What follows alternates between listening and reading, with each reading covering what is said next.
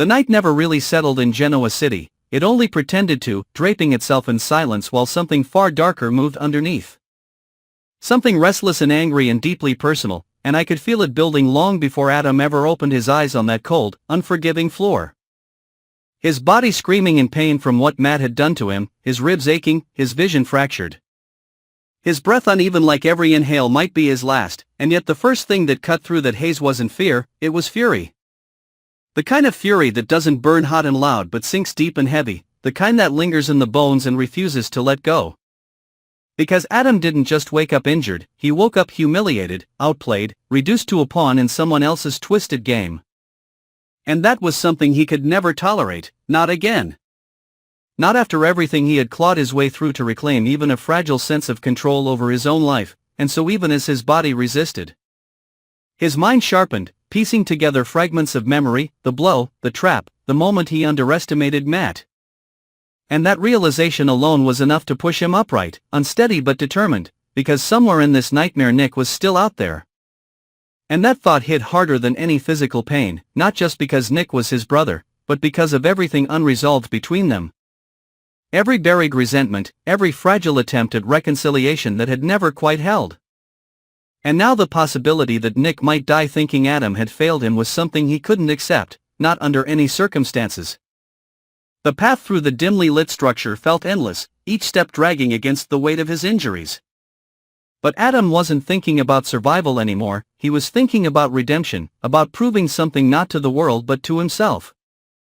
That he wasn't the man who walked away, that he wasn't the man who let things fall apart when it mattered most, and when he finally found Nick.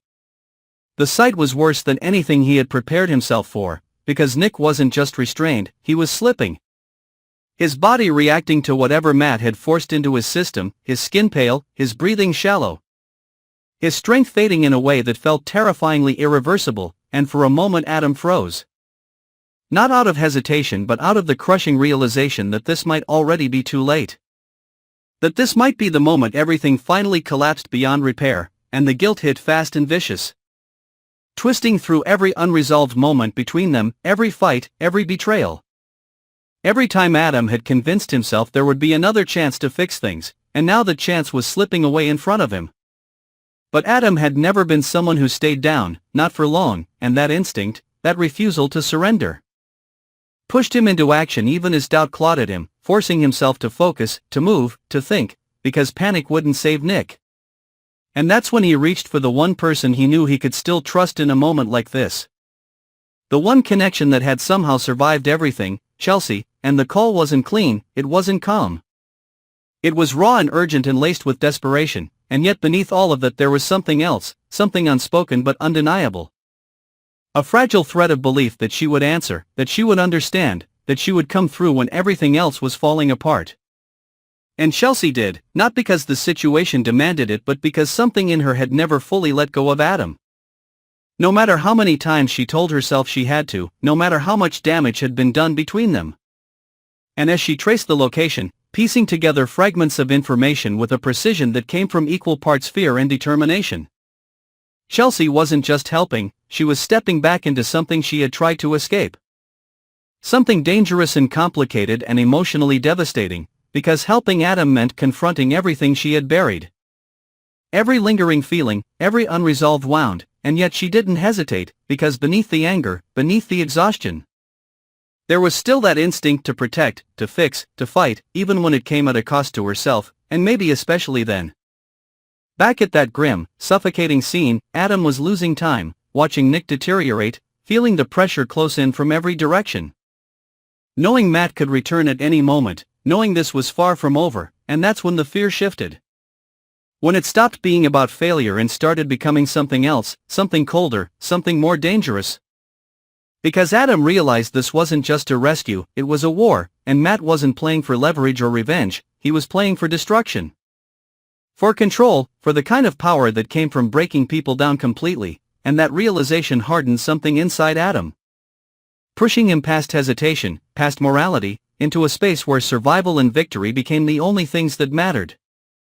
When Chelsea finally arrived, the tension snapped into something immediate and explosive, the kind of moment where everything hangs by a thread.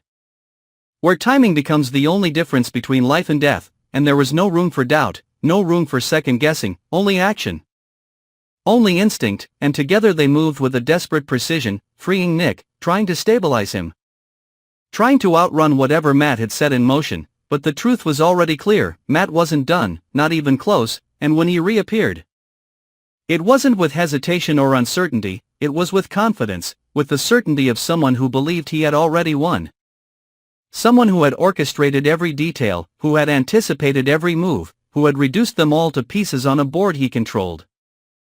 And that was the moment everything shifted again, because Chelsea, standing there with a gun in her hand, wasn't the same person she had been before she walked into this nightmare. The fear was still there, the hesitation still lingered. But it was buried beneath something far stronger, something that had been building with every step, every realization.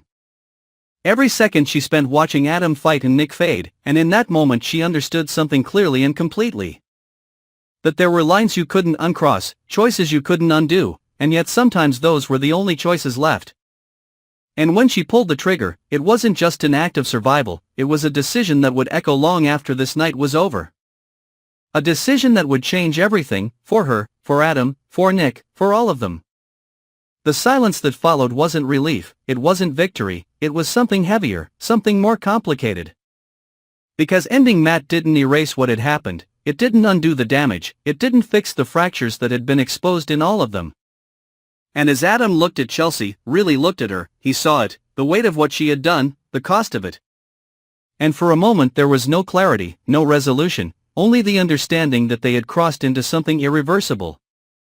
Something that would bind them together in ways neither of them had planned or wanted, and yet couldn't escape. And Nick, caught between consciousness and oblivion, became the fragile center of it all, the reason, the consequence. The question that still hadn't been answered, because saving him wasn't the end, it was only the beginning of fallout, of reckoning.